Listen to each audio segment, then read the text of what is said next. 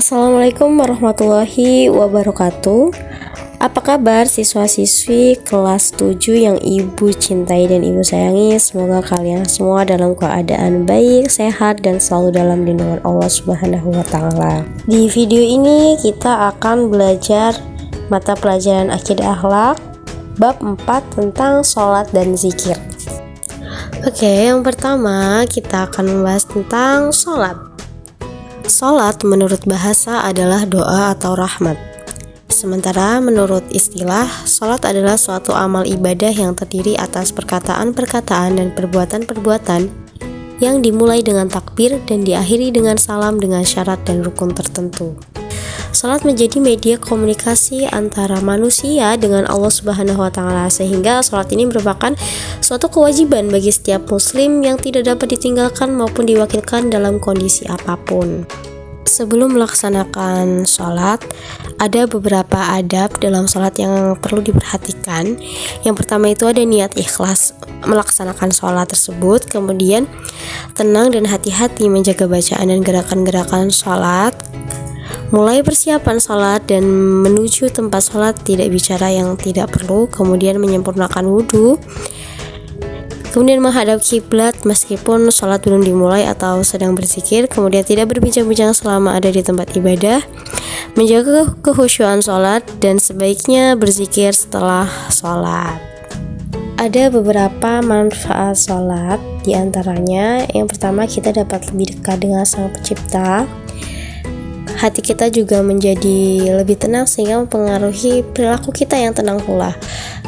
Kemudian semakin menyadari akan keagungan Allah, mewujudkan manusia berakhlakul karimah, dapat dimudahkan segala urusan dan persoalan hidup, dikabulkan doa-doanya, dan masih banyak lagi. Dalam Quran surat Al-Baqarah ayat 43 yang artinya, dan laksanakanlah sholat, tunaikanlah zakat, dan rukuklah beserta orang yang rukuk. Sholat itu merupakan salah satu rukun Islam yang harus dilaksanakan oleh setiap mukmin laki-laki dan perempuan. Sholat wajib itu ada 5 waktu dan hukumnya adalah fardu ain bagi setiap muslim laki-laki dan perempuan yang sudah mukallaf atau memiliki kewajiban, seperti ketika kalian sudah balik atau sudah, untuk yang perempuan sudah haid dan untuk yang laki-laki sudah mimpi basah. Nah, itu sangat dianjurkan atau diwajibkan untuk melaksanakan sholat. Ketika kalian tidak melaksanakan sholat, maka kalian akan berdosa. Selanjutnya berzikir. Berzikir ini berarti mengingat, atau secara istilah berzikir adalah mengingat Allah Subhanahu wa Ta'ala, baik yang dilakukan dengan perkataan, ucapan, maupun hati guna mendekatkan diri kepada Allah Subhanahu wa Ta'ala. Ada macam-macam zikir. Berikut merupakan beberapa contoh dari bacaan-bacaan zikir. Yang pertama, Subhanallah, yang artinya adalah Maha Suci Allah.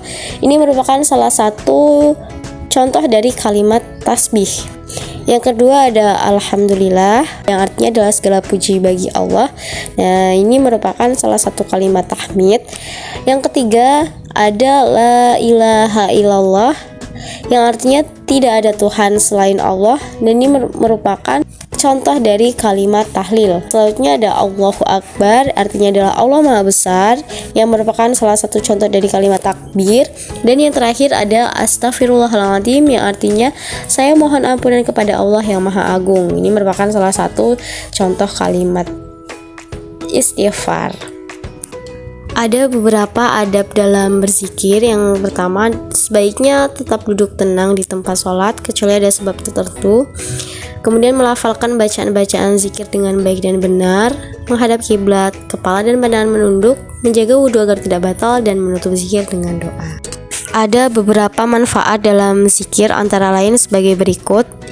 Yang pertama, selalu mengingat Allah Subhanahu wa Ta'ala, kemudian sebagai media untuk mendekatkan diri kepada Allah Subhanahu wa Ta'ala, melaksanakan perintah Allah Subhanahu wa Ta'ala, menyehatkan hati dan jiwa, memupuk jiwa sosial di masyarakat, kemudian terhindar dari bahaya, hati menjadi tentram, dan memantapkan keimanan kita sebagai seorang muslim.